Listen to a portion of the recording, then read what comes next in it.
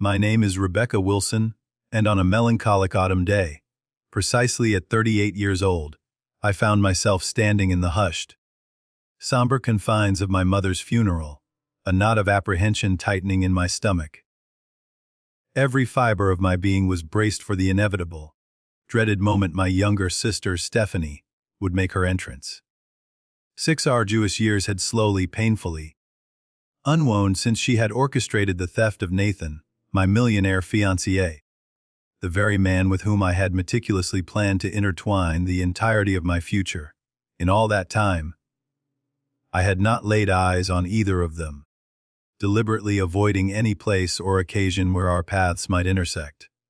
Yet, as the heavy oak doors of the funeral home swung open, revealing their figures framed against the dreary Boston sky, and Stephanie stepped in, her auburn hair impeccably styled, her left hand casually, yet conspicuously, flashing the enormous diamond ring that once symbolized my future, accompanied by that familiar, infuriatingly smug smile of hers, an utterly unforeseen sensation washed over me.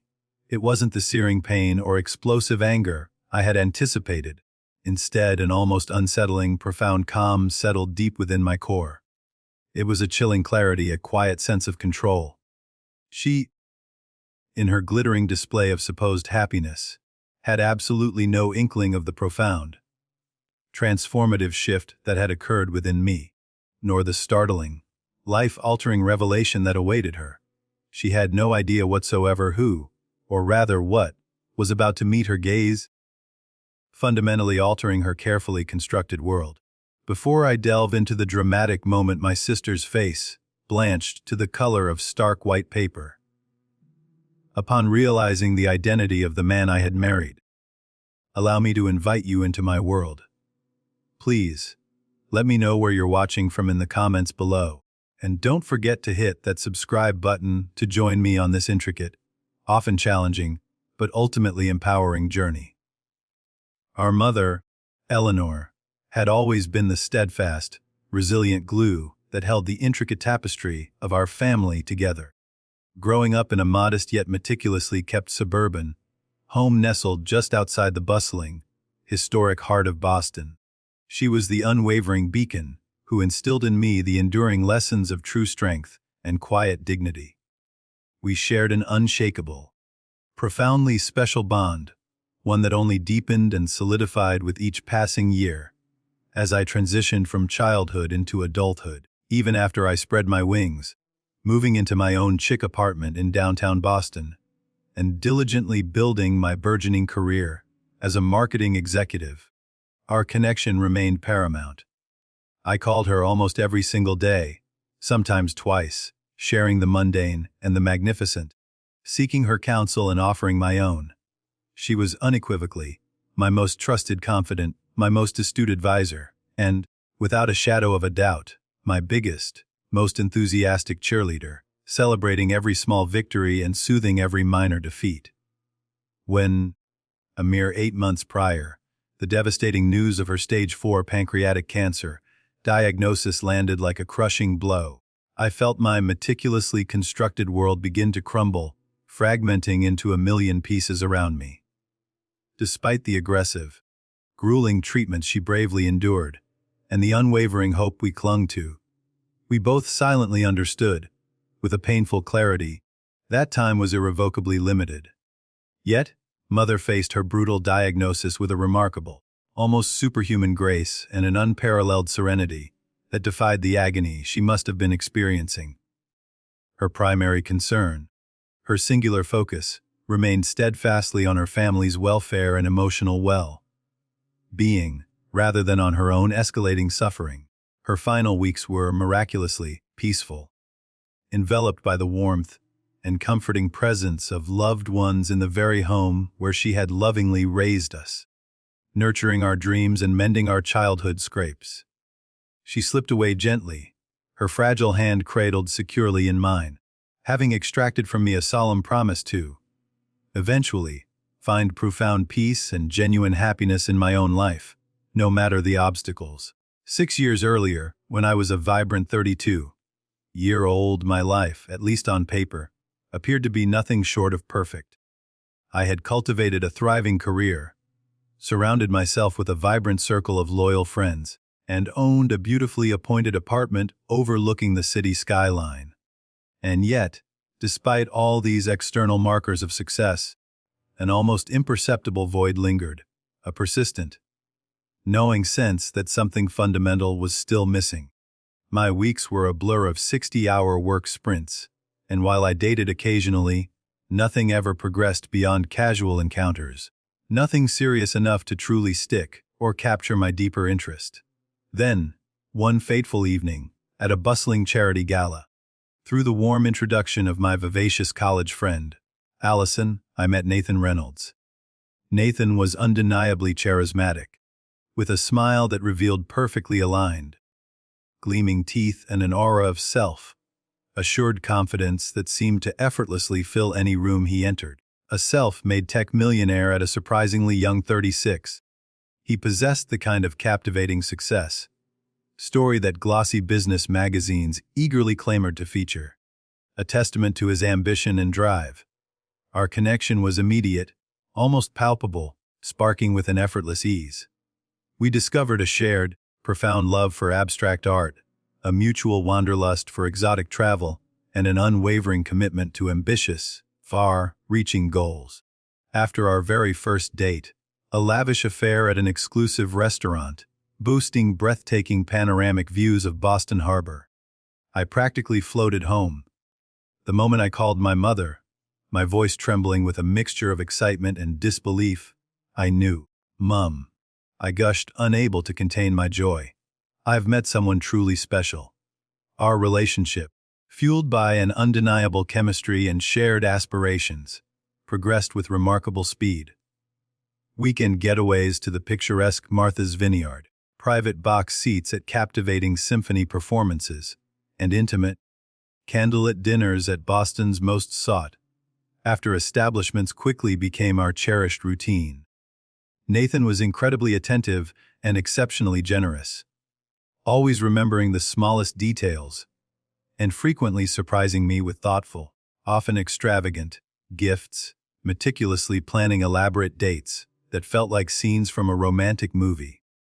After 18 blissful months of this whirlwind romance, during a private, enchanting dinner aboard a sleek yacht gliding gracefully through the moonlit Boston Harbor, Nathan produced a small velvet box. Inside, nestled on a bed of satin, was a dazzling 5-carat diamond ring, sparkling under the soft glow of the cabin lights. He dropped to one knee, his eyes shining with adoration, and asked me to be his wife. I said yes without a moment of hesitation, my heart soaring. My parents were absolutely thrilled, especially my mother, Eleanor, whose creative mind immediately began envisioning every minute detail of the perfect, dream-like wedding. Nathan, with his immense resources, truly had the power to make any wedding fantasy a reality, and Eleanor, ever the pragmatist with a penchant for grand gestures, insisted that we should not, under any circumstances, hold back. This was to be a celebration of love, unbridled and magnificent. Then there was my younger sister Stephanie. Only 2 years my junior, our relationship growing up had always been, to put it mildly, complicated. As children, despite the constant undercurrent of competition that seemed to define our interactions, we were surprisingly close. Stephanie, with an almost compulsive drive, always seemed to covet what I possessed, whether it was a cherished toy, a new friend, or even a fleeting moment of parental attention. If I achieved something, no matter how small, she felt an overwhelming need to either match it or, ideally, surpass it. Mother, with her infinite patience and unwavering sense of fairness, perpetually tried to maintain peace between us, ensuring each of us received special, undivided time and attention. Despite this long, often challenging history, I made the conscious decision to choose Stephanie as my maid of honor. Mother, ever the optimist, believed it would somehow bring us closer, healing old wounds and fostering a new, mature bond. And I, desperately wanting to believe in that possibility, clung to the hope that as adults, We had finally transcended those petty, childish jealousies that had shadowed our youth. When I formally introduced Stephanie to Nathan at a relaxed family dinner, I couldn't help but notice her excessive, almost effusive, compliments directed his way. I distinctly saw her subtly touching his arm, while laughing perhaps a little too loudly at his jokes, a gesture that, at the time, I dismissed as merely Stephanie being her usual, overly charming self, always eager to make a good impression. We held our elegant engagement party at my parents' beautiful colonial-style home, its expansive backyard transformed into a magical wonderland. Stephanie, with an almost surprising dedication, helped Mother with the intricate decorations, meticulously hanging delicate fairy lights across the sprawling backyard and artfully arranging vibrant floral displays. Throughout the evening, amidst the laughter and cheerful chatter, I occasionally caught Stephanie, watching Nathan from across the crowded room, her gaze lingering a beat too long. But each time our eyes met, she would quickly, almost instinctively, flash a wide, innocent smile and raise her glass in my direction, a silent toast to my happiness. Later that same night, as the last of the guests were reluctantly departing, Mother gently pulled me aside in the quiet sanctuary of the kitchen. "Rebecca, dear," she began, her voice soft but tinged with a delicate concern. I couldn't help but notice Stephanie seems quite taken with Nathan. She spoke carefully, meticulously arranging leftover appetizers into neat containers, her gaze thoughtful. "She's just being friendly, Mom," I replied, my voice a little too quick, as I methodically washed champagne flutes in the sink, trying to dismiss her observation.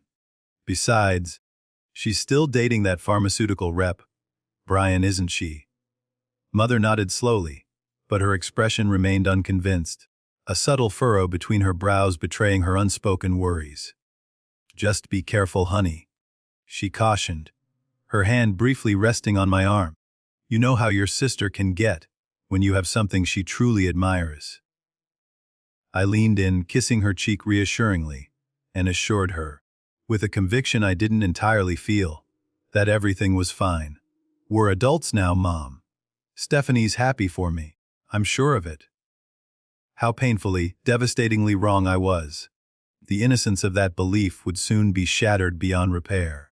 3 months before our eagerly anticipated wedding day, a subtle, almost imperceptible, shift began to manifest in Nathan's behavior.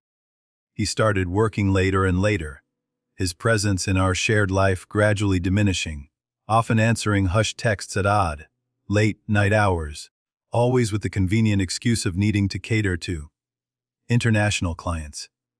Our usual Friday date nights, once a cherished, unbreakable tradition, were now frequently rescheduled or worse, outright canceled, due to sudden, unforeseen, emergency meetings that always seemed to crop up at the last minute. When we did manage to carve out time together, he seemed perpetually distracted, his attention fragmented. His phone was a constant presence, perpetually checked, his gaze often drifting away from me, offering only partial, detached attention to our conversations. More concerning, and increasingly perplexing, was the way he began to subtly criticize things he had once claimed to love, even adore, about me. My laugh, which he had once found infectious and charming, was suddenly deemed too loud in public settings. My favorite flowing blue dress, a garment he had previously complimented profusely, now, in his revised opinion, made me look washed out. Even my deeply ingrained habit of reading before bed, a quiet ritual he had once found endearing and even romantic, suddenly became annoying, because he claimed the soft glow of my reading light kept him awake. Meanwhile, Stephanie, ironically, started calling more frequently than ever before, always with an almost obsessive focus on every minute wedding detail, feigning boundless enthusiasm. "I just want everything to be perfect for my big sister," she'd chirp, though Mother was, in reality, meticulously handling the vast majority of the planning. Stephanie even volunteered, with an almost too eager demeanor, to help with vendor meetings that I, due to my demanding work commitments. Couldn't attend myself.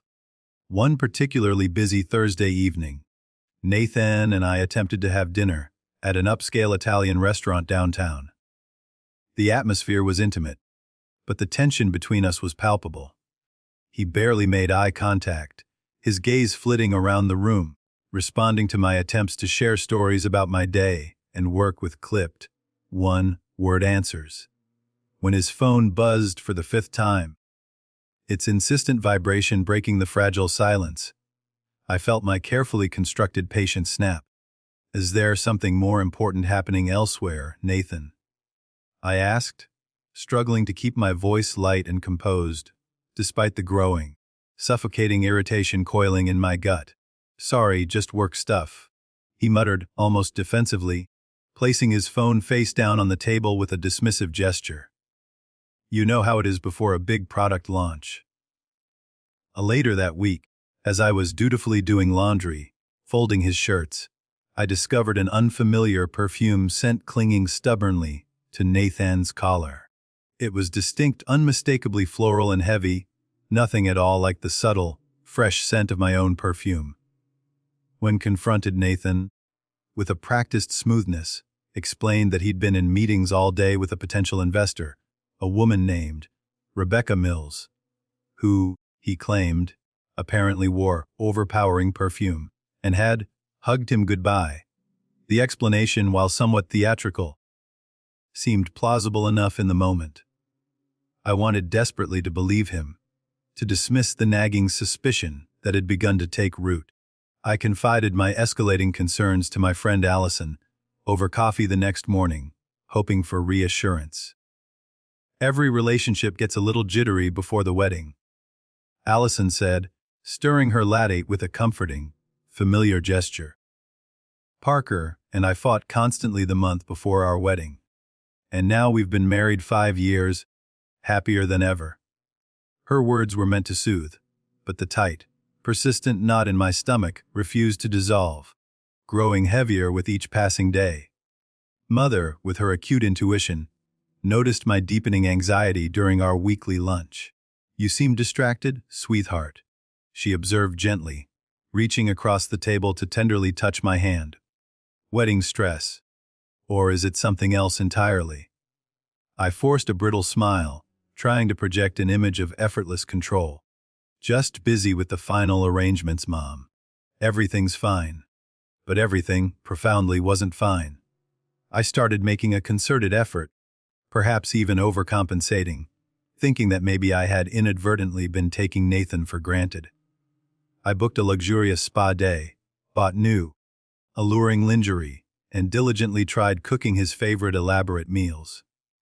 The more I tried, the more effort I poured into our relationship, the more distant and emotionally unavailable he became, creating an ever-widening chasm between us.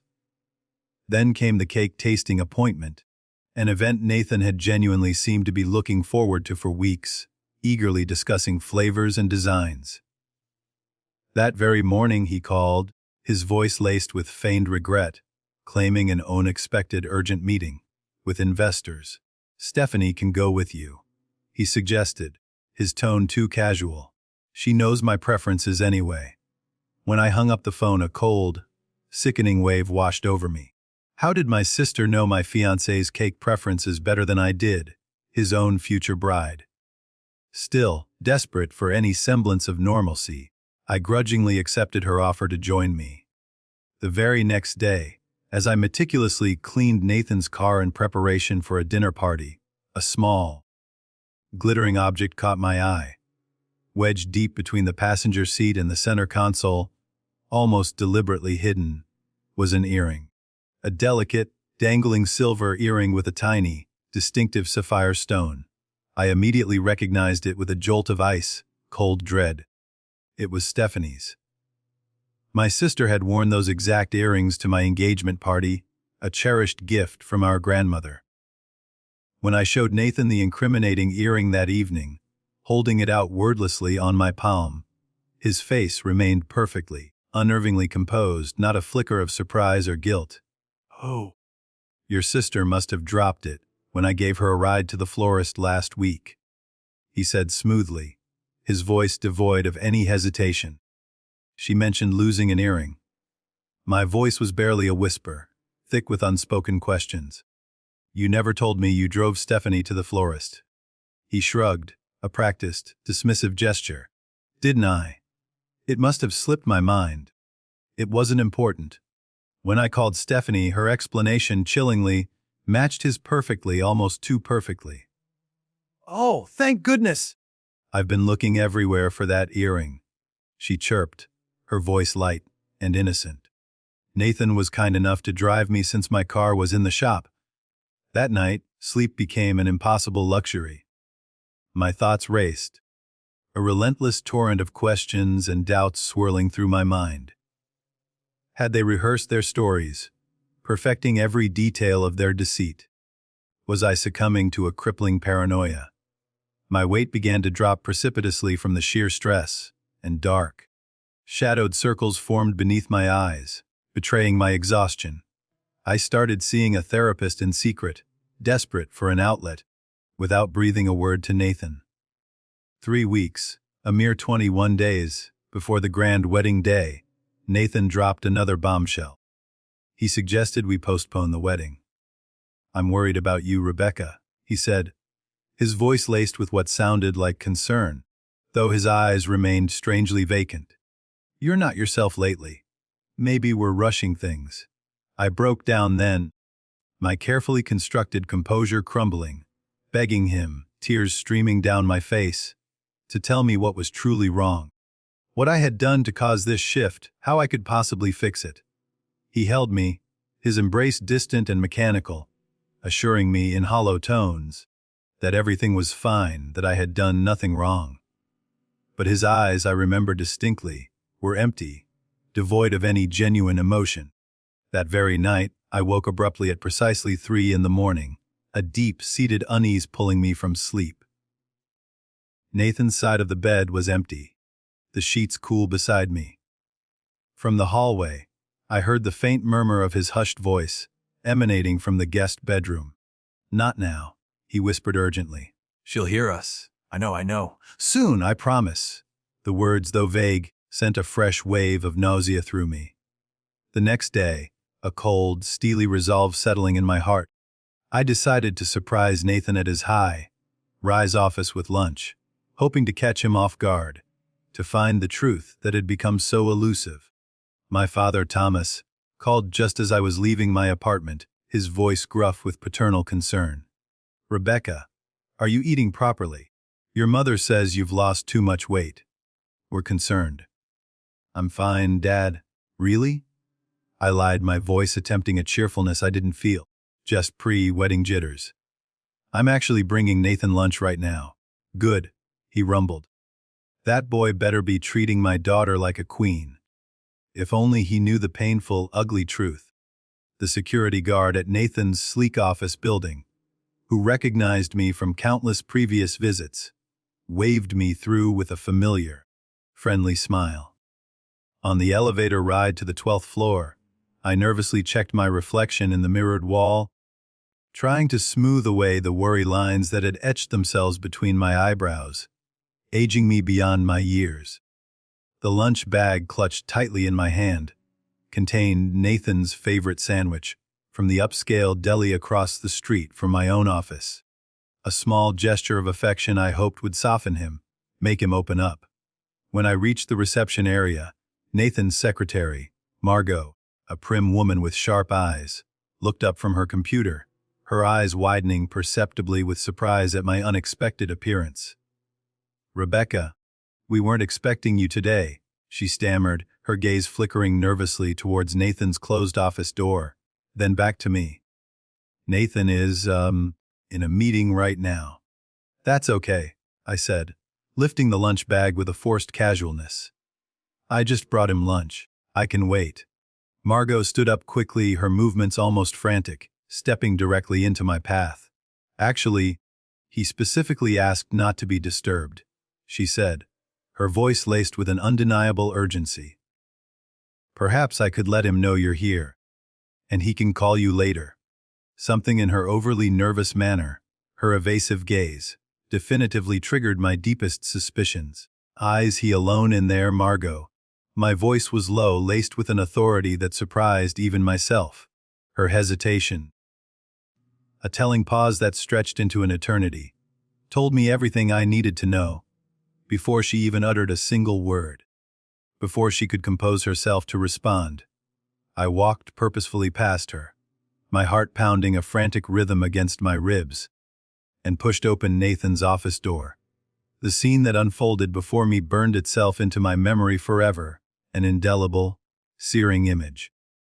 Nathan was leaning casually against his polished mahogany desk, his hands resting intimately on my sister's waist, her arms wrapped tightly around his neck, their lips locked in a passionate, desperate kiss that spoke volumes of a long, standing intimacy. Neither of them noticed me at first, granting me several excruciating, agonizing seconds to absorb every single, crushing detail. Stephanie's skirt was pushed up, revealing a flash of thigh. Nathan's expensive silk tie was loosened, slightly askew. The utter familiarity in their embrace, the way their bodies melted into each other, spoke of countless similar, illicit moments, betraying the depth of their secret affair. When the door clicked softly shut behind me, the sound echoing unnaturally loud in the sudden, stunned silence, they sprang apart, their faces frozen in a tableau of pure, unadulterated shock. "Rebecca!" Nathan recovered first, his face quickly rearranging itself into a semblance of composure, as he hastily straightened his tie, as if physical order could somehow restore moral order. "This isn't what it looks like." Stephanie, however, didn't even attempt such a transparent, pathetic lie. Instead, she lifted her chin defiantly, a glimmer of the old competitiveness in her eyes, mixed with something else I couldn't quite decipher. "We didn't plan this," she stated, her voice surprisingly steady. "It just happened." The calm that had settled over me earlier returned, surprising even myself with its intensity. "How long?"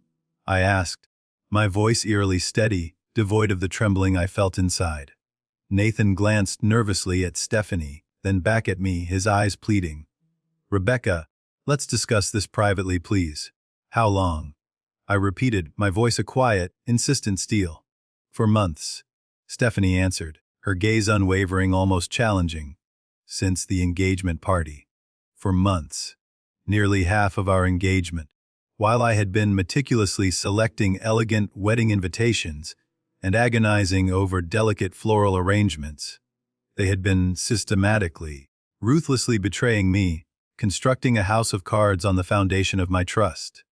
Nathan moved swiftly behind his large, imposing desk, instinctively distancing himself physically, as if preparing for a difficult business negotiation, his body language signaling defense. "I didn't mean for this to happen, Rebecca," he began, his voice taking on the practiced, smooth tone he reserved for difficult client meetings. "Sometimes feelings change. I was going to tell you after." "After what?" I asked, my voice dangerously soft. "After the wedding. After our honeymoon. After we were irrevocably tied together by law and public expectation." "I was trying to find the right time," he mumbled, avoiding my gaze. The lunch bag, forgotten until this moment, slipped from my suddenly numb hand, hitting the plush carpet with a muffled thud. "I trusted you," I said, my voice rising slightly, tinged with disbelief. "Both of you." Stephanie, to her credit, at least had the decency to look uncomfortable, her defiance momentarily replaced by a flicker of shame. "It just happened, Rebecca," she repeated, almost a plea. "We tried to fight it." "Don't call me Becca," I snapped, the childhood nickname suddenly feeling like another painful violation, another intimate boundary crossed. "And nothing just happens for 4 months. You made choices. Every secret call, every calculated lie, every single time you looked me straight in the eye, knowing exactly what you were doing." Nathan pressed the intercom button on his desk, his jaw tight. "Margot, please come in." Moments later, Margot appeared in the doorway, her eyes pointedly avoiding my shattered gaze. "Please escort Rebecca out," he instructed, his voice clipped and cold. "She's upset." "I'm escorting myself out," I stated, my dignity somehow miraculously intact despite the raw, shattering feelings churning inside me. "You both deserve each other." In the sterile confines of the elevator, as the doors slid shut, the tears finally came, hot and stinging, blurring my vision. By the time I reached my car, parked just blocks away, I was struggling desperately to breathe between wrenching sobs, my chest tight with a pain so profound it felt physical. The drive home remains a blurry, indistinct memory. I only recall calling my mother from my apartment, huddled on the cold bathroom floor, the phone pressed to my ear, completely unable to form coherent sentences through my racking sobs.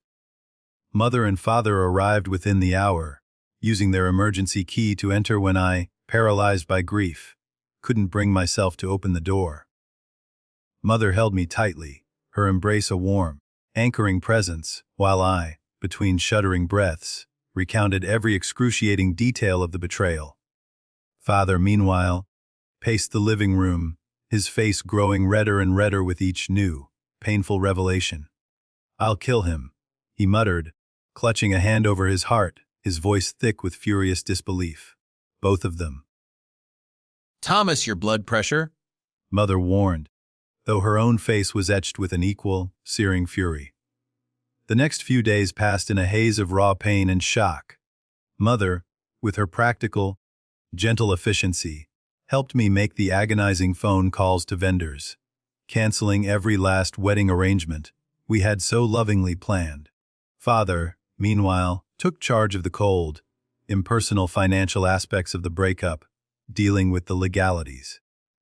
When I finally returned the engagement ring to Nathan's apartment, leaving it with his impassive doorman, I couldn't bear the thought of seeing him, of facing their twisted reality. Later I discovered, through a mutual friend, that Stephanie had already moved her belongings into his apartment. Most of her clothes were there, her personal items. Family photos. Her family photos were arranged neatly on shelves that had once held mine, erasing my presence entirely. Nathan's subsequent email about dividing our shared assets was coldly efficient, devoid of any personal sentiment, and, with a fresh sting of betrayal, he even mentioned that Stephanie had helped him catalog my remaining belongings, implying her direct involvement in systematically erasing my history from their shared space. The betrayal, I realized with a sickening clarity, ran far deeper, and had been far more calculated than I had initially grasped. Through our mutual friends, the ugly truth began to unravel. I learned that they had been meeting secretly, systematically, whenever I worked late or traveled for business, carving out their clandestine moments. Stephanie, it turned out, had deliberately pursued him, finding endless excuses to see him alone, sending him suggestive texts and intimate photos when she knew I wasn't around, actively seducing my fiancé. The scandalous news spread like wildfire through our close, knit social circle. Some friends, to my relief, immediately sided with me, offering unwavering support.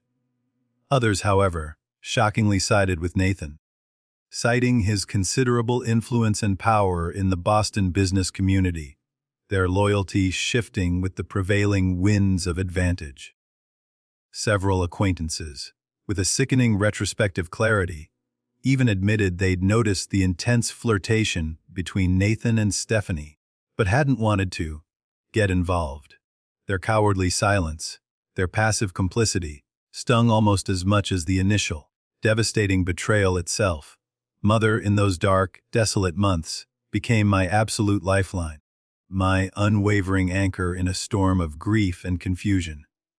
She brought me nourishing food, when the very thought of eating felt repugnant, listened patiently to my tearful, rambling rants about injustice, and stayed overnight in my apartment when the crushing loneliness became utterly unbearable.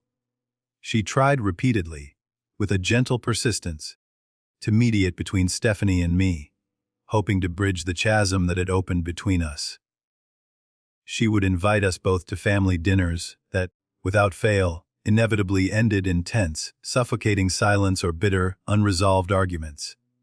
During one such agonizing dinner, Stephanie, after I refused to pass her the salt, snapped, her voice laced with years of pent-up resentment. "You always got everything first." Rebecca, she spat, her eyes flashing with a familiar envy. "The grades, the job, the apartment. For once, I got something before you did. My fiancé wasn't a prize to be won, Stephanie." I replied, my voice shaking with a controlled fury. "He was the man I loved and trusted with my entire future." Mother, her face etched with exhaustion and pain, put her fork down with a decisive clatter. "Stephanie Marie Thompson, apologize to your sister right now." "For what?" she challenged, her chin jutting out defiantly. "Being honest, Nathan chose me. He loves me now." I stood abruptly, my napkin thrown onto my plate in a gesture of utter defeat. "I can't do this anymore, Mom." "I'm sorry." It was the last family dinner I attended with Stephanie present. Father's heart problems, exacerbated by the immense stress of his daughters. Bitter feud, worsened significantly, requiring an adjustment in his medication and additional, worrying doctor visits. Mother, in those few months, seemed to age years, the lines around her eyes deepening visibly as she tried desperately, futilely, to hold her fractured family together. 6 long, arduous months after the gut-wrenching discovery of Nathan and Stephanie's betrayal, I hit rock bottom. My therapist, a kind and insightful woman, diagnosed me with severe depression and recommended immediate medication. My work, once a source of pride and fulfillment, suffered immensely as I struggled desperately to focus, eventually losing a major, high-profile client after a disastrous presentation where, overwhelmed by emotion, I broke down crying in front of the entire boardroom. My boss, a compassionate man, suggested a leave of absence, but I knew with an undeniable clarity that staying in Boston, where painful memories lurked around every familiar corner, would only prolong my suffering, keeping me chained to a past I desperately needed to escape. When a promising marketing director position opened in our Chicago branch, 1,000 miles away from the crushing weight of my past, I applied immediately, a desperate surge of hope fueling my actions. The interview, to my surprise, went remarkably well. My sheer desperation for a radical change perhaps somehow read as genuine enthusiasm and unwavering determination. 2 weeks later, the offer arrived, a tangible beacon of a new beginning. Mother, with her usual grace and efficiency, helped me pack my apartment, carefully wrapping cherished photos and precious mementos in soft tissue paper, each item imbued with a bittersweet memory. As we meticulously sorted through my belongings, deciding what to keep and what to donate, she gently broached the subject that had hung unspoken, heavy and suffocating, between us for months. "Will you ever consider forgiving Stephanie?" she asked softly, sealing a box with packing tape, her voice filled with a quiet longing. I continued folding sweaters, my gaze fixed on my task, unable to meet her eyes. "I don't know, Mom. Not now. Maybe not ever." "Forgiveness isn't about them deserving it, sweetheart," she said, her voice tender but firm. "It's about freeing yourself, releasing the burden." "I am freeing myself," I replied, a sharp edge to my voice. "I'm moving to Chicago." Mother sat down beside me on the edge of the bed, taking my hands gently in hers, her touch grounding. "Running away isn't the same as healing, sweetheart." Tears welled in my eyes, blurring her gentle face. "I need space, Mom." I choked out, my voice thick with emotion. "I need space to even begin to heal. Can you understand that?" She nodded, her eyes soft with understanding, and pulled me into a tight, comforting hug. "Promise you'll call. Promise you won't shut us out completely." "I promise," I whispered, holding on to her as if she were my last tether to sanity. Saying goodbye to my parents, as I stood on their familiar doorstep, proved infinitely harder than I had anticipated. Father, usually reserved, held me longer than usual, his gruff voice thick with uncharacteristic emotion. "You show them, kiddo," he rasped, patting my back firmly. Build a life so good they'll choke on their regret. My first weeks in Chicago were a crucible of loneliness and self-doubt. My sleek, modern studio apartment felt sterile and unfamiliar, devoid of the comforting echoes of a past life. I worked relentlessly long hours, almost compulsively, to avoid returning home to empty rooms, eating takeout at my desk and collapsing into bed, utterly exhausted, each night. Then came the news that twisted the knife deeper, reopening a wound I thought was slowly scabbing over. Mother called one Sunday morning, her voice cautious, tinged with a delicate apprehension. "Rebecca," she began, "I feel you should hear this from me rather than through social media. Stephanie and Nathan had gotten married yesterday." The small, private civil ceremony, a stark contrast to the grand wedding I had planned, had somehow been featured prominently in Boston Magazine's society pages. Nathan's pervasive business connections, ensuring widespread coverage despite its modest scale. The accompanying photo showed them beaming, almost radiating triumph, outside the courthouse. Stephanie wore a simple, elegant white dress, but my former engagement ring, a massive, sparkling diamond, was prominently, defiantly, displayed on her finger, mocking my past. That night marked my lowest point, a nadir of despair. I drank an entire bottle of wine alone in my silent apartment, scrolled endlessly through old photos of Nathan and me, tormenting myself with happy memories, and cried until my eyes swelled shut, unable to shed another tear. I called in sick to work the next day, physically and emotionally unable to face the world.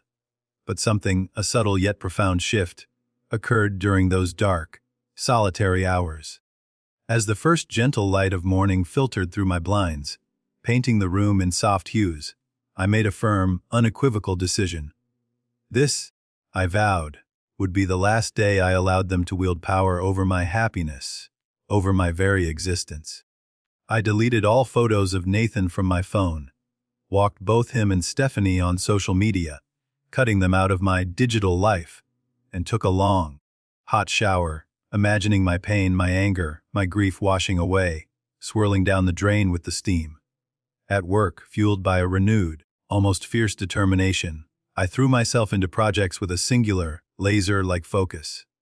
My boss, a perceptive woman, noticed the palpable change in my demeanor and productivity, quickly assigning me to more significant, high-profile clients. I rapidly developed a reputation for uncompromising creativity and unwavering dedication, earning the respect and admiration of my new colleagues and superiors in my new office. My first true Chicago friend was Madison Reynolds, our wonderfully vibrant HR director, who, with her infectious enthusiasm, invited me to join her book club. Through her, I slowly, cautiously, began to meet other women, gradually, tentatively building a new, supportive social circle. Madison, ever the matchmaker, frequently tried to set me up on dates, but I politely declined each and every offer.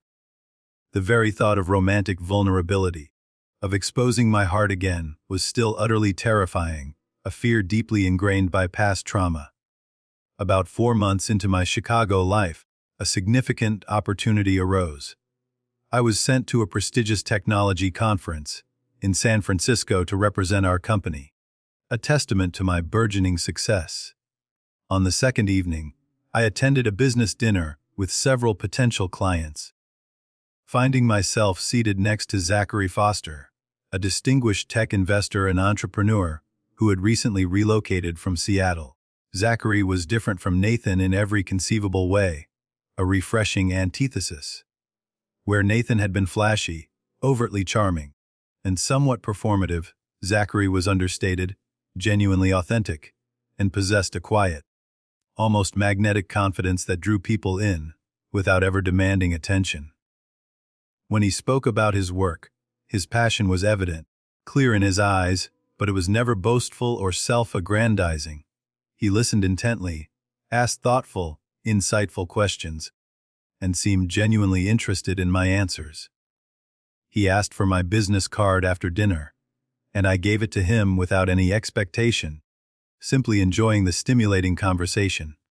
To my genuine surprise, he emailed me the very next morning, asking if I'd like to continue our fascinating conversation about digital marketing trends over coffee before the day's conference sessions began. Over the next 3 months, Zachary and I maintained a strictly professional contact. He referred several valuable clients to my agency, clearly impressed by my work, and I, in turn, introduced him to my growing network of Chicago business connections. Madison, with her astute observations, noticed our frequent work lunches and raised an eyebrow, a knowing smile playing on her lips. "He likes you, Rebecca," she stated simply. "And not just professionally, we're just colleagues." I insisted, my cheeks flushing slightly. "Colleagues don't look at each other the way he looks at you," she countered, her gaze unwavering. Eventually, after weeks of polite persistence and subtle invitations, Zachary asked me to dinner at a beautiful, intimate restaurant completely unrelated to work. I panicked, a familiar wave of anxiety washing over me, almost canceling twice before forcing myself, with a deep breath and a firm resolve, to go. 20 minutes into the date, as we discussed our favorite books with an easy, natural flow, I had a full-blown panic attack. My hands began to shake uncontrollably. My breathing became shallow and difficult, and tears welled uncontrollably in my eyes, threatening to spill over. Instead of being embarrassed, annoyed, or recoiling, Zachary, with a serene calmness that utterly astounded me, moved to sit directly beside me, speaking in a low, soothing voice until my breathing slowly normalized. He drove me home without any pressure, without asking a single question, simply ensuring my safety and comfort. The very next day, a beautiful bouquet of fresh flowers arrived at my office, accompanied by a small, handwritten note. "No pressure, no expectations. Just hoping you're feeling better, Zachary." That evening, a sense of quiet courage settling within me, I called him and shared everything, the raw, agonizing truth about Nathan and Stephanie, the betrayal, the pain, the slow, arduous path of recovery. He listened without interruption, offering only a silent, empathetic presence. Then, to my surprise, he shared his own story of heartbreak, a past marriage that ended when his wife left him for his business partner, taking half of their joint company in the devastating divorce. "Broken trust leaves scars," he said quietly, his voice resonating with a shared understanding. "Anyone truly worth your time will understand that healing isn't linear. It's a messy, unpredictable journey." Over the following months, we meticulously built a strong foundation of friendship first, a slow, deliberate process. Zachary never pushed for more than I was ready to give, respecting my unspoken boundaries with an unwavering patience, while remaining steadfastly present, a constant, comforting presence in my life. For our 5th date, he cooked dinner at his apartment, a thoughtful gesture that bypassed the potential anxiety of a crowded restaurant. When panic occasionally resurfaced, he knew exactly how to help me through it, his calm presence a balm to my fragile nerves. For the first time since Nathan, I slowly, tentatively began to believe that maybe, just maybe, trust was possible again, that my heart could open without shattering. 1 year after moving to Chicago, I barely recognized my own life. My promotion to senior marketing director came with a corner office, boasting breathtaking views of the Chicago River, a tangible symbol of my professional ascent. My circle of friends had expanded beyond Madison to include several close, trusted confidantes, women who understood and supported me. And most surprisingly, most wonderfully, I had fallen deeply, irrevocably in love with Zachary. Unlike Nathan's flashy, performative courtship, Zachary's love manifested in consistent, thoughtful, profoundly genuine ways. He remembered small, intimate details, how I preferred oat milk in my coffee, which obscure true crime podcasts I followed, the exact shade of green I loved. He respected my independence implicitly while offering unwavering, unconditional support, a steady hand to hold. Most importantly, he never once compared me to anyone else, never tried to change me, or mold me into someone I wasn't. He saw me, truly saw me, for who I was and loved me for it. I met Zachary's sister, Caroline, during her visit from Portland, and we connected immediately, effortlessly. We exchanged numbers and over time, developed our own vibrant friendship, independent of Zachary, a testament to her genuine warmth. She told me stories of their shared childhood in Seattle, painting a vivid picture of the boy who had grown into the gentle, remarkable man I was growing to love so deeply. My relationship with my parents continued to flourish, albeit from a distance. I called Mother weekly, carefully, strategically steering conversations away from any mention of Stephanie, protecting my fragile peace. Father occasionally joined these calls, his gruff voice softening perceptibly when telling me how immensely proud he was of my fresh start, my resilience. I visited Boston twice that year, meticulously timing my trips when I knew Stephanie and Nathan would be away, avoiding any potential awkward encounters. Mother provided occasional updates about them. Their marriage, from the outside, appeared picture perfect on social media. Stephanie endlessly posting carefully curated photos of luxurious vacations and glitzy charity galas, a public spectacle of apparent happiness. According to Mother, they had purchased a sprawling, lavish house in Beacon Hill and were undertaking extensive, costly renovations. Stephanie asks about you sometimes. Mother mentioned during one particularly quiet call, her voice tinged with a hopeful note. What do you tell her? I asked, stirring pasta sauce on my stove, my guard still up. That you're doing well. That you're building a beautiful new life for yourself. Does she ever express regret? Mother sighed, a familiar, resigned sound. She gets quiet when your name comes up, Rebecca. Very quiet.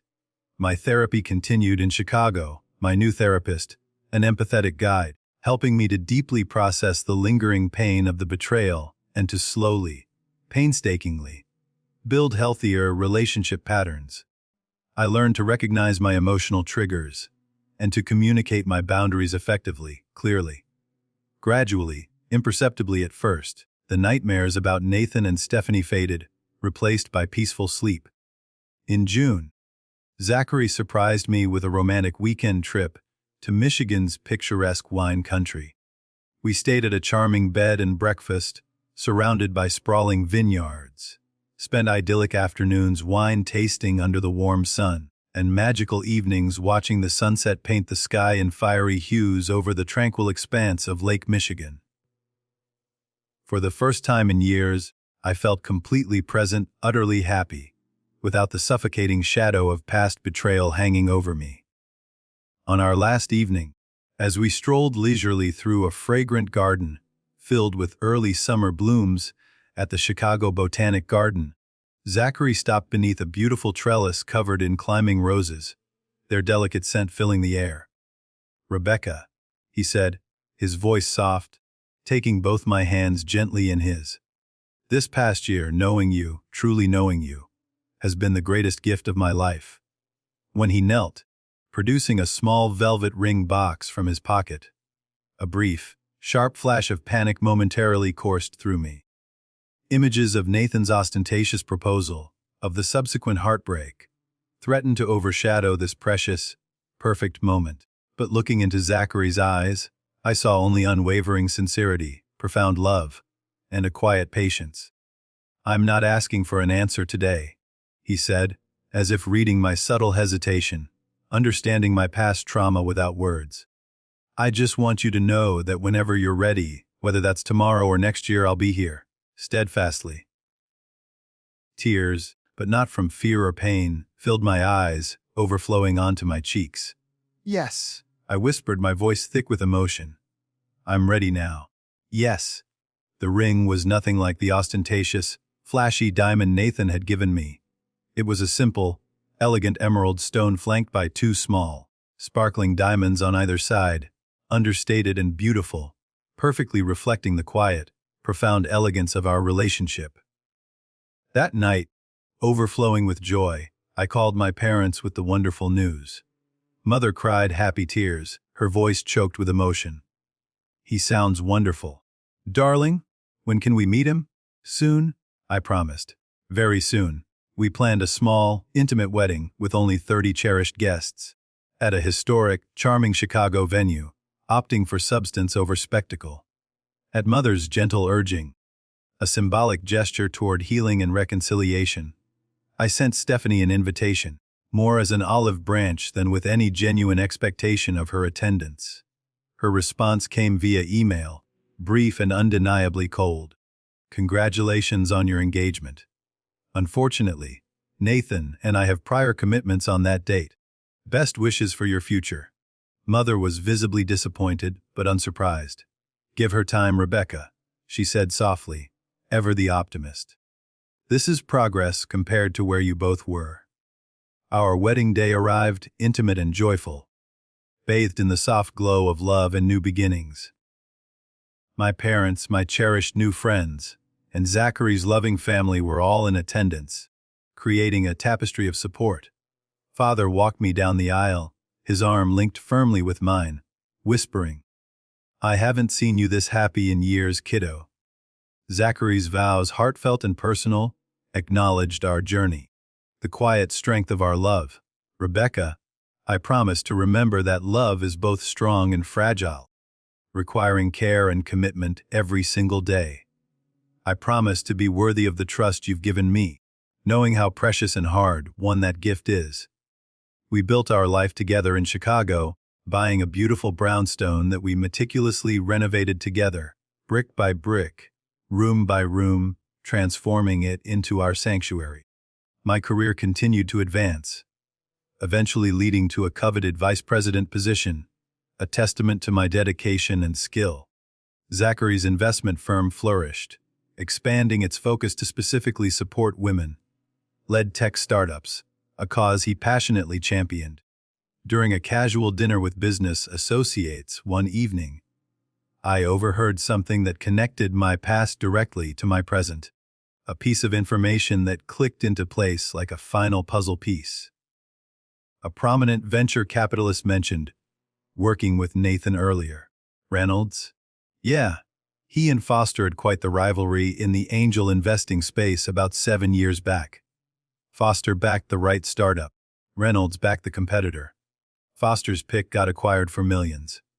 Reynolds went bankrupt. Later that night, as we lay in bed, I asked Zachary about this connection, the pieces of the puzzle still swirling in my mind. "I was going to tell you eventually," he admitted, his voice quiet. "I knew who you were when we met at that conference. Not the intimate details of what happened, but that you had been engaged to Reynolds. Why didn't you say anything?" I asked, my voice devoid of anger, only curiosity. "I wanted you to know me for me, Rebecca, not as someone connected to your painful past," he explained, his hand gently stroking my hair. Somehow, the cosmic symmetry felt profoundly, perfectly right. 2 years into our marriage, filled with shared dreams and a deepening love, we decided to begin trying for a baby. Months passed without success, leading to frustrating appointments with fertility specialists and difficult, emotional conversations about our future. Through disappointments and invasive medical procedures, Zachary remained my unwavering rock, holding me through my tears, reminding me gently that family comes in many beautiful forms.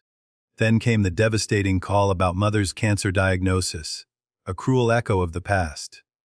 Zachary and I flew to Boston immediately, meeting with oncologists, desperately helping my parents navigate the complex, daunting world of treatment options. Mother put on a brave face, her usual strength evident, but the cancer was aggressively pervasive and had already spread mercilessly. I took a leave from work, temporarily moving back to my childhood home to care for her, cherishing every moment. Zachary flew in every weekend, a constant, loving presence, supporting both me and my increasingly frail father.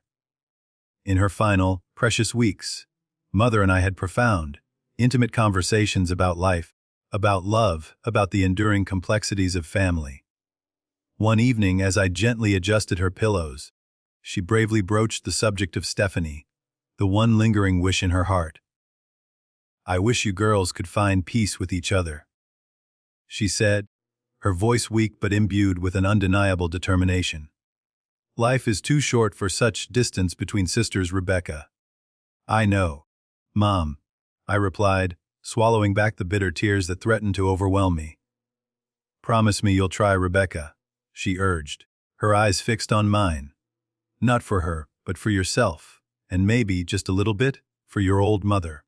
I promised, not truly knowing if I could keep it, but desperately wanting to give her peace in her final moments. Mother passed peacefully 3 days later, Zachary, father, and I by her bedside holding her hand. I called Stephanie immediately, the first direct communication we'd had in years. "Mum's gone," I said when she answered, my voice raw with grief. Her sharp intake of breath was the only sound for several agonizing seconds. "I'll be there in an hour," she finally replied, her voice breaking, the carefully constructed composure gone. We met at our parents' house, hugging briefly and awkwardly, a hesitant, tentative embrace, before turning our attention to comforting father and making the somber funeral arrangements. The real test, however, would come at the funeral itself, where years of accumulated hurt and simmering anger would inevitably collide with fresh, overwhelming grief and Mother's final, poignant wish for reconciliation. The morning of Mother's funeral dawned gray and drizzly, fitting the somber, heavy occasion. I stood before the mirror in my childhood bedroom, adjusting the simple black dress that felt like a shroud, wondering how I would manage to survive the emotionally draining day ahead. Zachary appeared behind me, handsome and reassuring in his dark suit, placing his hands gently, firmly on my shoulders. "I'm right beside you today," he said, meeting my eyes in the reflection, his gaze a steady anchor. "Whatever happens." Downstairs, father sat alone at the kitchen table, staring blankly at his untouched coffee, his usual robust energy utterly depleted. The past week, the relentless pain of Mother's loss had hollowed him out, his tall, imposing frame suddenly stooped with grief. At 72, he seemed to have aged a decade since Mother's diagnosis. "Ready, Dad?" I asked softly, touching his shoulder. He nodded slowly, rising with a visible effort. "Eleanor always said funerals aren't for the dead, they're for the living," he mused, his voice raspy with emotion. "Never understood that until now." The funeral home was already filling rapidly, with extended family and friends when we arrived, a sea of somber faces. I stayed glued to father's side, offering him a silent strength, greeting people with mechanical smiles, and accepting condolences from faces I barely recognized, cousins from California, Mother's college roommate, neighbors who had lived beside my parents for 40 years, in their beloved home.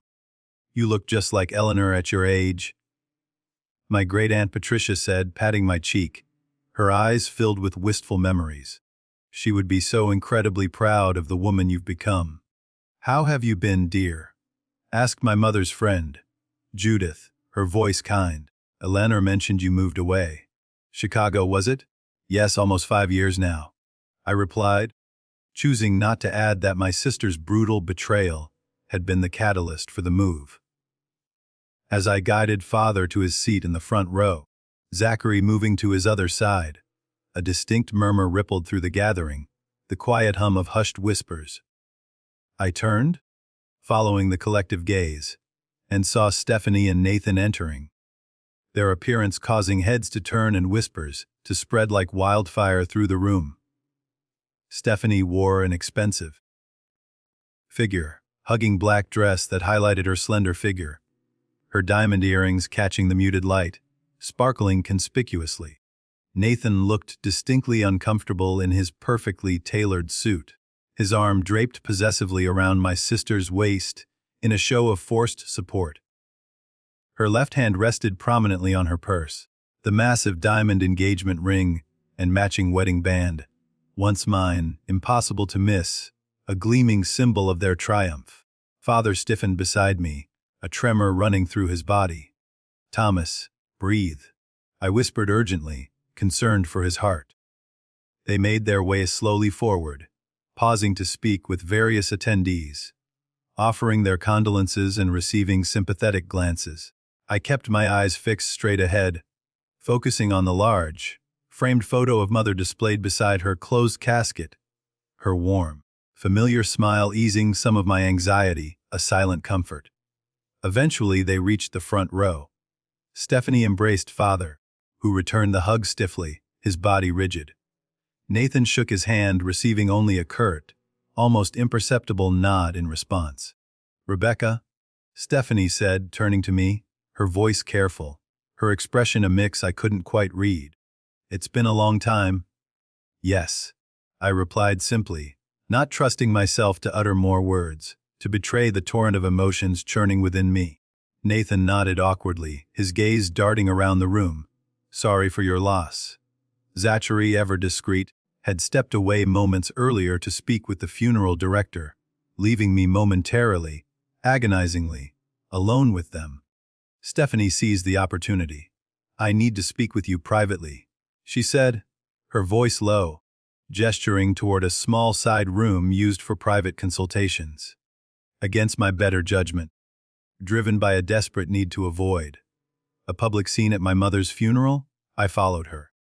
The small room contained only a few plain chairs and a box of tissues, clearly designated for mourners seeking a private moment. Stephanie closed the door softly behind us, the click echoing in the sudden silence. Up close, I noticed fine lines around her eyes that even her expensive, artfully applied makeup couldn't quite conceal. "You look thin," she remarked, her gaze assessing me critically, a hint of her old competitiveness in her tone. "Grief does that," I replied flatly, my voice devoid of emotion.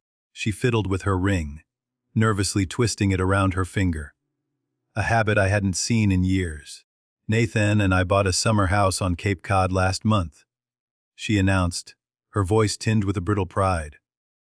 8 bedrooms, private beach access. I remained silent, my expression neutral, wondering why she felt compelled to share this information at this specific, deeply inappropriate moment. "We're considering starting a family soon," she continued, pushing forward, filling the uncomfortable silence. "Nathan's company just acquired 2 new startups, and we're renovating the 3rd floor for a nursery." "Congratulations," I said, my voice utterly devoid of emotion, a blank slate. "Is there something specific you wanted to discuss about the funeral arrangements, Stephanie?" Her smile, when it came, turned sharp, laced with a familiar, cruel edge. "I just thought you might want to know how well we're doing. Poor you, still alone at 38. I got the man, the money, and the mansion."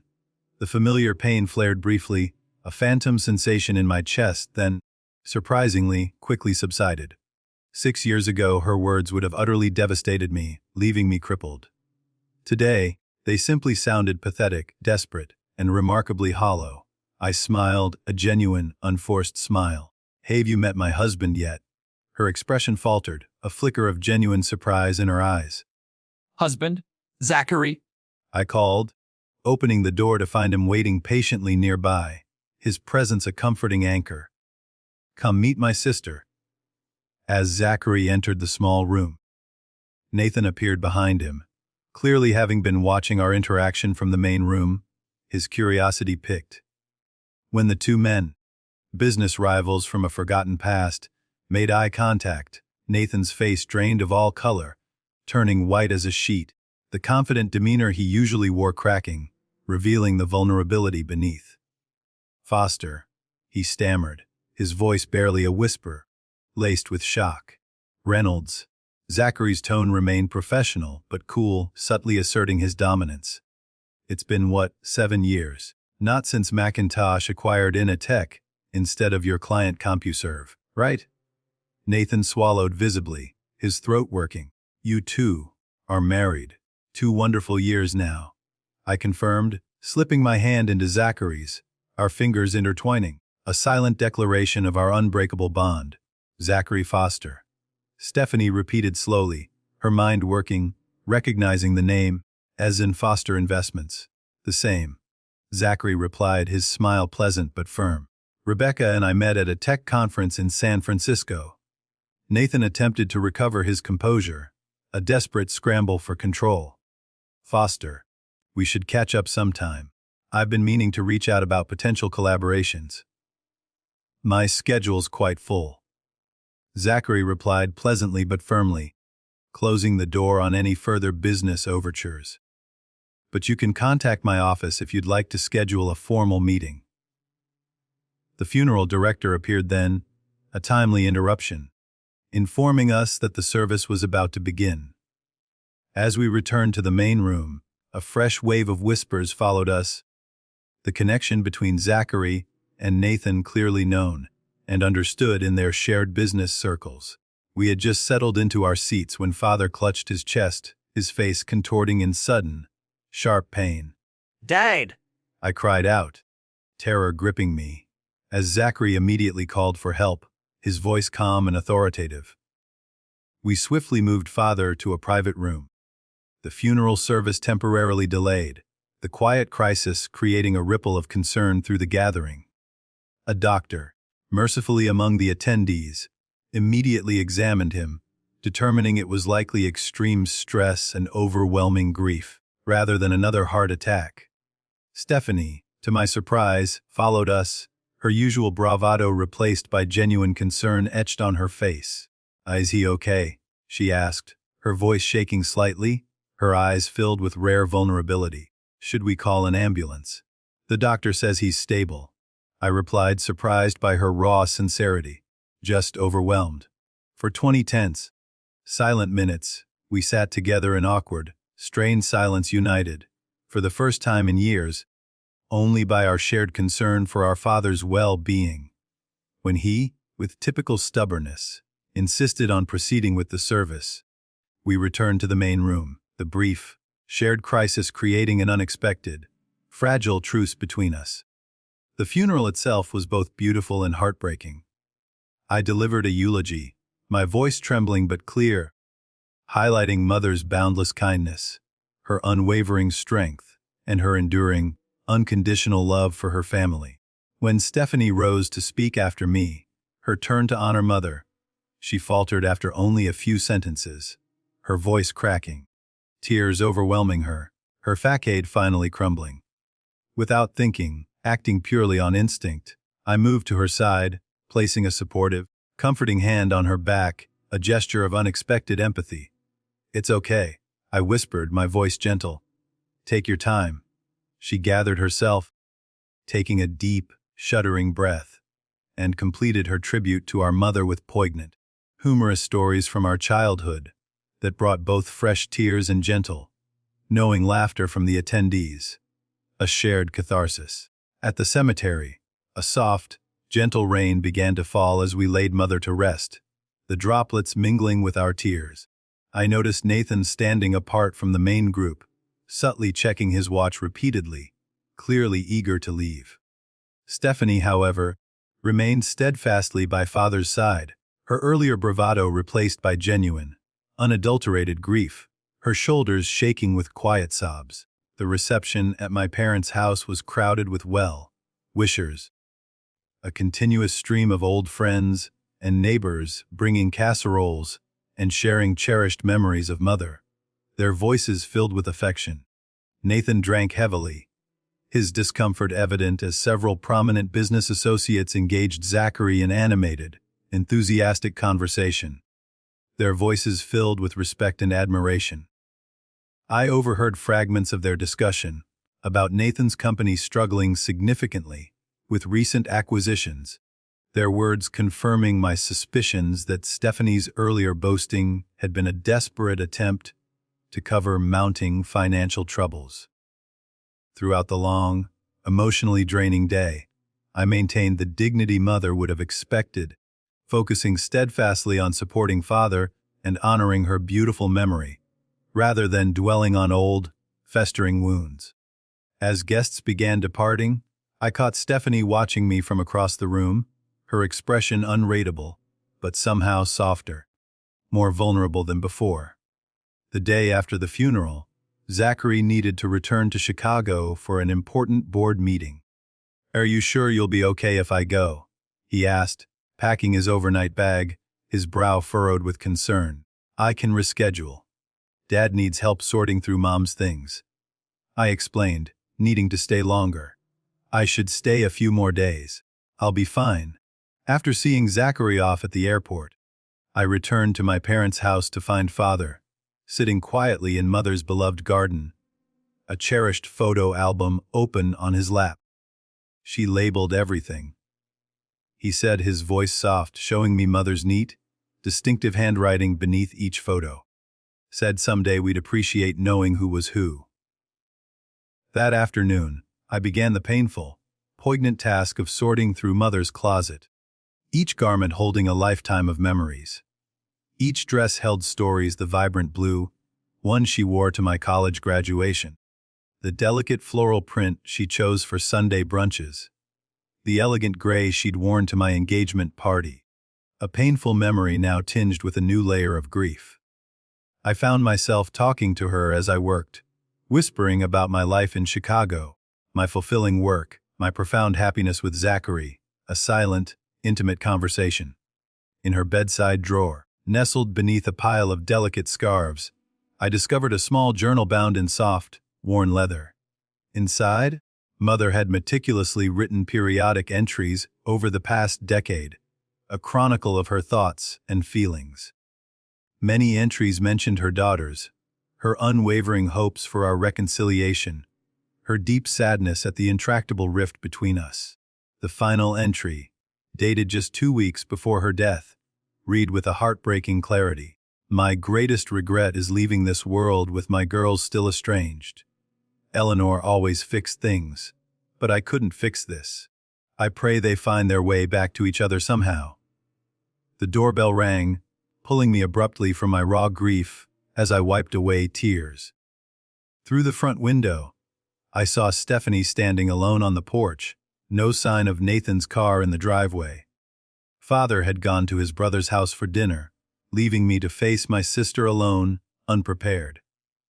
I opened the door, uncertain what to expect, my heart pounding a hesitant rhythm. She said simply, her voice low, "Can I come in?" In the kitchen, I silently made coffee, while Stephanie sat quietly at the table. She looked different without Nathan beside her. Smaller somehow, less artificially composed, the usual brittle confidence replaced by a subtle fragility. "Where's Nathan?" I finally asked, placing a steaming mug before her. "At home. He doesn't know I'm here." She wrapped her hands around the warm mug, but didn't drink, her gaze distant. I told him I needed space after the funeral. The silence stretched between us, years of unspoken words, of hurt and resentment, creating an almost physical barrier. "I'm sorry about yesterday," she finally said, her voice barely a whisper, breaking the heavy quiet. "What I said in that room at the funeral home. It was cruel and completely inappropriate. I was trying to hurt you." I nodded slowly, acknowledging her apology, letting it hang in the air without immediately accepting it, allowing myself to process her unexpected sincerity. "I saw Mom's journal," she continued, her voice gaining a fragile strength. "Dad showed it to me last night. Her last wish was for us to reconcile. I found it too," I replied, my gaze meeting hers. "But reconciliation requires more than just proximity, Stephanie. It needs honesty." She looked up then, raw tears filling her eyes, spilling onto her cheeks. "You want honesty? Here's honesty. I'm miserable, Rebecca. I have been almost since the beginning." The dam broke then, words pouring out between racking sobs, a torrent of confession. Nathan had changed dramatically shortly after their wedding, becoming controlling, hyper, critical, and emotionally abusive. His business had been struggling for years, each new acquisition merely a desperate, highly leveraged attempt to save a sinking ship. The grand houses, the expensive cars, the lavish vacations, all were built on a mounting mountain of debt. Their entire marriage, she confessed, was a meticulously constructed facade, painstakingly maintained for Nathan's business connections and their carefully cultivated social standing. He monitors my spending, checks my phone, questions my every movement. She admitted, her voice trembling. The Nathan you knew doesn't exist anymore. Maybe he never did. Why stay? I asked, my voice soft, laced with a surprising empathy. Shame, she answered immediately, her voice thick with anguish. How could I admit what I'd done to you? Destroyed our family for something that turned out to be a mirage. And then there's the prenup. I leave with nothing. I gently pushed Mother's journal across the table, sliding it towards her. Read the rest of her entries, Stephanie. Really read them. As Stephanie read, fresh tears flowed, mirroring my own from earlier. She looked up eventually, her face raw with emotion, her eyes wide with a new understanding. She knew, she whispered, a heartbreaking realization. She saw through everything. Mom always did. I agreed, a quiet, bittersweet truth. I've hated myself for years. Rebecca, Stephanie whispered, her voice barely audible, the shame evident. Every time Mom mentioned you, every accomplishment of yours she proudly shared, I felt the crushing weight of what I'd done. She took a deep, shaky breath. I'm planning to leave him, Rebecca. I've been secretly consulting a lawyer. My feelings were complicated, a turbulent mix. Vindication, yes, for the wrongs she had done, but unexpectedly, a deep, genuine compassion for the profound suffering she was now enduring. Consequences I wouldn't have wished on anyone, not even her. I don't expect forgiveness, she continued, her voice raw. I don't deserve it. But I needed you to know the truth before I blow up my life again. We spent the next hours together, two sisters reunited by grief and shared revelations, looking through Mother's belongings, sharing memories both painful and precious. Stephanie recalled Mother teaching us to bake cookies. How she never mixed the separate batches, because I liked chocolate chip and Stephanie preferred sugar cookies, respecting our individual tastes. Remember how she used to leave notes in our lunchboxes? Stephanie asked, a sad smile breaking through her tears. Different messages every single day. She never repeated one. I nodded, a shared memory, a small moment of light. We weren't instantly healed. The wounds were too deep, too old for immediate closure. But as evening fell, a quiet, almost imperceptible shift had occurred between us. A fragile connection forged in shared grief. Mother's enduring love creating a fragile, tentative bridge across years of hurt and distance. What will you do? I asked as Stephanie prepared to leave, the setting sun casting long shadows in the kitchen. File for divorce. When my lawyer says the timing is right, I'll rent a small apartment. Start over. She paused at the door, her hand on the doorknob. What about you? Will you go back to Chicago? Yes, I replied, a quiet certainty in my voice. My life is there now, with Zachary. You seem happy, she said, a statement rather than a question, her voice tinged with a wistful honesty. I am truly happy, I confirmed, meeting her gaze. I'm glad, she said, a faint smile on her lips. One of us should be. We hugged briefly, awkwardly a hesitant, tentative embrace, before she left. It wasn't forgiveness, not yet, but it was undeniably a beginning. A fragile, hopeful beginning. Back in Chicago, I settled fully into my life with Zachary, our beautiful brownstone, and my rewarding, ever-advancing career. 6 months after Mother's funeral, after years of trying and many disappointments, I discovered, with overwhelming joy, that I was pregnant. The happiness was tempered with a profound sadness that Mother wouldn't meet her grandchild. But I felt her gentle presence in quiet moments, a comforting warmth in my heart. Stephanie and I maintained cautious, tentative contact through occasional phone calls, slowly, carefully rebuilding a fragile connection.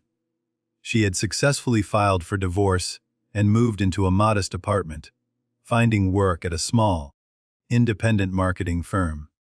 The gossip and judgment she faced in Boston social circles were undeniably difficult, a consequence of her past actions, but she seemed determined, genuinely determined, to rebuild her life authentically, on her own terms.